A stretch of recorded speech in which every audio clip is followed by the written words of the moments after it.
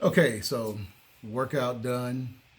Got my workout in this morning, and now I'm sitting at my desk about to get my day started, and got my first meetings. First meeting starts in about 10 minutes, and looking at my calendar, I have a very full calendar today. Start at 10:30 all the way through till 6 o'clock, but that's definitely something to be thankful for because when I look at the news this morning, I find that another 6.6 million of you, another 6.6 million of you out there have filed for unemployment claims. And that means that that's about 16.8 million, I believe, just over the past 3 weeks. If your name is not in that number, if you're getting up this morning and you're able to go to a job, then you have something to be thankful for this morning. You have something during this most holy week to thank God for. We're getting so caught up and wrapped up and spending time thinking about COVID and the effects of COVID and what we have and what we don't have. But if you're not numbered in that 16.8 million who right now are scrambling, figuring out, did I save enough? How long can I go in my checking account before I have to dip into my savings account?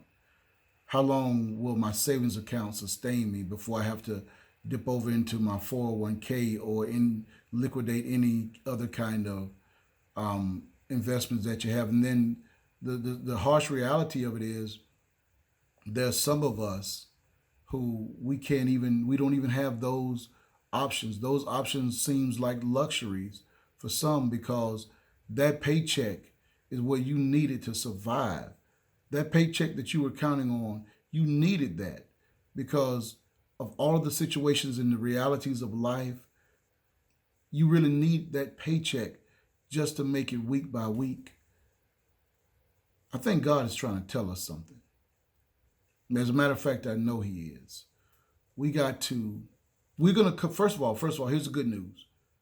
This too shall pass.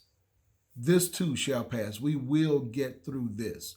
But when the Lord brings us through this time, when the Lord brings us through this time, we have got to change some things. We cannot live our lives all the way up to the edge and not prepare for a situation like this to where we can't go out, we can't do. We got to rethink some things. It's time to rethink some things and give some consideration to how we're living and how we are preparing our lives. If we're living like there's no tomorrow and we spend everything that we make and we don't think about our children and our children's children, then what are we doing?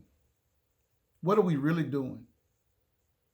I pray to God that those 16.8 million people, that when they do get back into the workforce, that God will give them a double portion and that they find a better income, better job with more income than they lost during this downturn. I pray that your name is never called and that you don't lose your job in this season.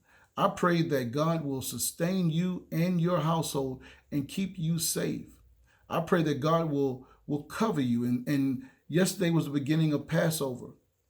I pray that God will hear the prayers that you pray in your house and cause all of this calamity to just pass over your house. But I also want you to spend time with Him during this most holy week.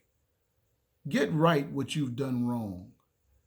And just let's get back into a right standing in a right relationship with the right understanding of how we should comport ourselves during these very difficult and trying times. And now, to those of you who have an abundance, it's incumbent upon you to help someone who's in lack.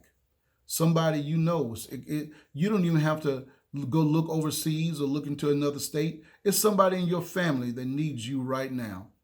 Be there for them. Call and check on your elderly and be there for them. Meet them at their point of need as God has met you.